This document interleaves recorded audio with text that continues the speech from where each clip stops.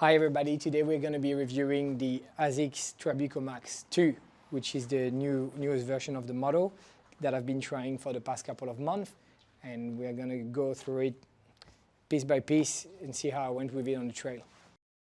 My first run in the Trabuco Max 2 was pretty interesting actually, because I went up a mountain down in the south of France, which was just a quick ascent. It was an 8-kilometer run with about some 400 meters incline. That gained just over 3K roughly, so quite technical terrain. I was not too sure what to think about the shoe at first, how it would do in there and how I would do in it there. Turns out I had an absolute ball, if I can say. It was quite technical, was remaining quite buff trail, so it was pretty smooth. Lots of rock, lots of soil, and nothing too crazy, no rolling rocks or anything like that. So it was quite nice to just go up, and I went up and down like an absolute breeze. You wouldn't expect such a big high stack shoe to be able to fight its way up mountains so easily, but it did really well actually, and I really enjoyed it. So it was a very good start for the shoe. I do have a lot of shoes. I'm going to say that it will feel similar to some other high stack shoe, but it sets its way apart in many different ways. The weight of the shoe to start, I will compare it to the New Balance Fresh Foam V2, V3. I will say that it's a similar sort of high stack, max cushion trail shoe with a really good size midsole, plenty of cush for long miles, but I will say that it will be superior in many ways.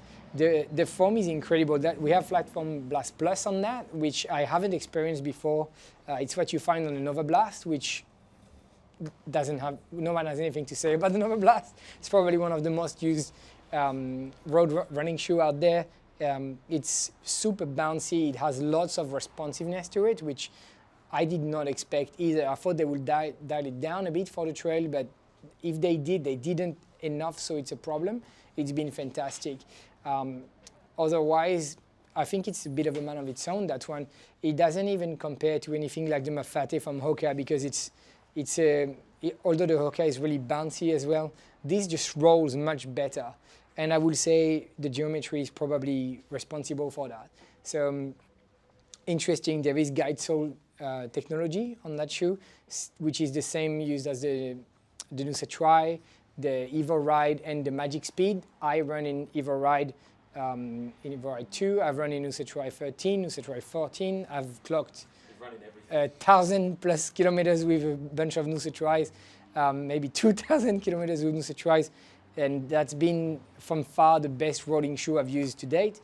I've done a lot of workout with the Magic Speed as well. The Magic Speed 1, haven't tried the Magic Speed 2, but I'm sure it will be very similar. A shoe that I probably end up trying soon anyway, unless the 3 comes before.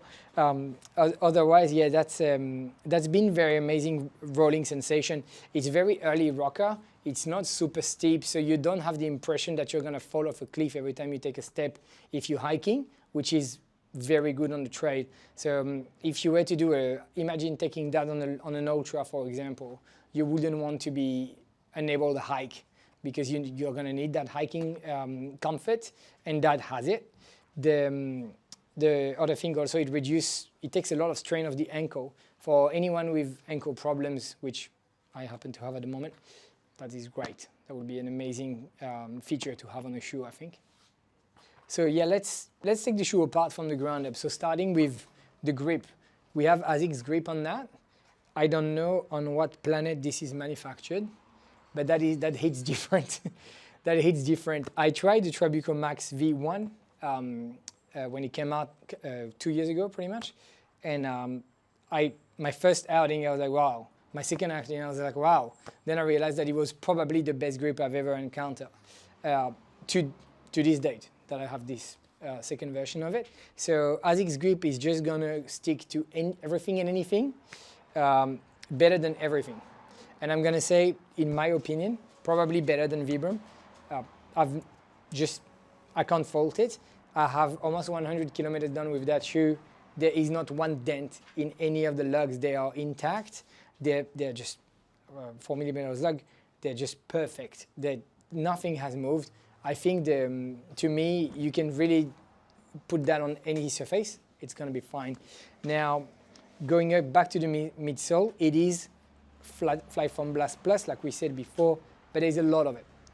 A lot of it means that in some situation, perhaps if you go on anything more intense than a moderate trail or a good fire trail or a single track that's got a really smooth sort of soil and earthy feel, we may start to have a few problems.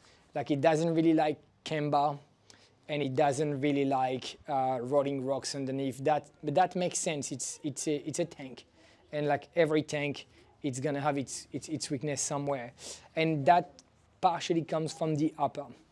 The upper is amazing, extremely comfortable. It feels like a road shoe. Like you don't see that on many trail shoe. The upper is super. It's quite breathable. It's very nice, and it's very plush. So I think that plushness confirms that it was made for comfort, for long miles, and for cruising. I wouldn't take that racing super fast on a short distance. I would on a 50K or even more. Actually, you can run all day in that. But I would definitely keep it for slower days. That's my main. That would be my main take of that. Otherwise, it's been absolutely great. There is plenty of laces as well. So if you need to lace lock the heel like I did here, you won't have a tiny little knot that's bothering you or need to replace the laces. That's something quite important. Another thing that I will notice about this shoe is when I get up and I'm going to hit a trail, I always have it in the car. If I'm not too sure where I'm going or if I'm not too sure how my legs are feeling, I'm gonna always have that in the car, because if I'm tired, if I'm not gonna go super fast, or if my legs are a bit bashed, this is what I want to sleep in. Yeah, I want to just get in there and just roll through and enjoy my ride. That's something important. I always have 2 pairs of shoes with me in case I change my mind on the way somewhere.